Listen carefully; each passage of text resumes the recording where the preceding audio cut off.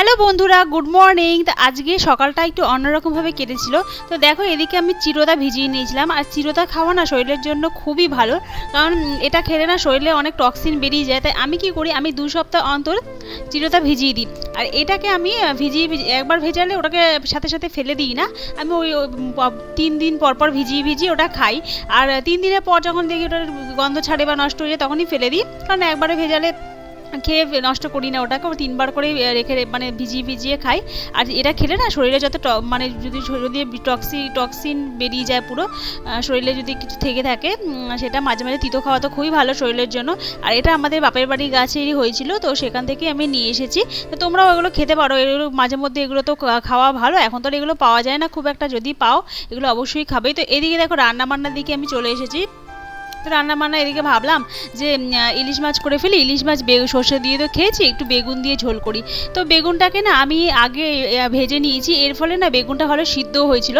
কারণ এর আগে আমি একবার বেগুনটাকে না ভেজে মানে কোনো রকমভাবে ভেজে তার মধ্যে যখন মাছটা দিয়ে জল দিয়ে সিদ্ধ করেছিলাম, তখন বেগুনটা একটু শক্ত শক্ত ছিল, মানে কাঁচা কাঁচা মতো লাগছিল। তাই আমি কি করেছি, আগে না বেগুনটাকে ভালো করে ভেজে নিয়েছি। ভাজা হয়ে গেছে, তারপরে বেগুনটাকে তুলে নিয়েছিলাম। তুলে নিয়ে তারপরে আলাদা আলাদাভাবে মাছটা করে নিয়েছি। তাতে কি হয়েছে, তাতে মাছটাও ভালো যেমন সিদ্ধ হয়েছে, তার সাথে সাথে বেগুনগুলো খুব সুন্দরভাবে সিদ্ধ হয়েছে। আর আমি না বেগুন আনলে এখন আর বেগুন আর ফ্রিজে রাখি না, কারণ আমি দেখেছি ফ্রিজে বেগুন রেখে দিলে না কেমন যেন একটা হয়ে যায়, মানে সিদ্ধ হতে চায় না সহজে, আর আগে থেকে বের করে রাখতে হয়।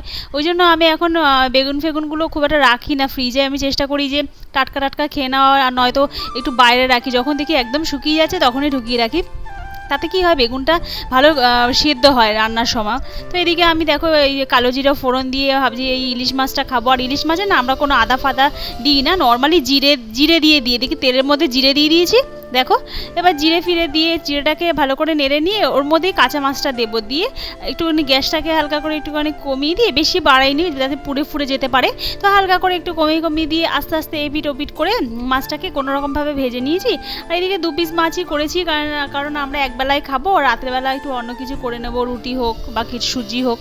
তো সেই ভেবে আমরা এরকমভাবে মাছটা আমি এভাবে করে নিয়েছি। আর মাছগুলো না পুরো পেটে ডিম ভর্তি ছিল, কারণ এই সিজনে তো ডিম হবেই, ইলিশ মাছ নেওয়া মানেই ডিম ভর্তি থাকবে। আর ইলিশ মাছের ডিম খেতেও ভালো লাগে, আর ভাজা খেতেও খুবই ভালো লাগে। ভাজা যদি কাঁচা লঙ্কা দিয়ে যেমন খায় এখন খুবই ভালো লাগে।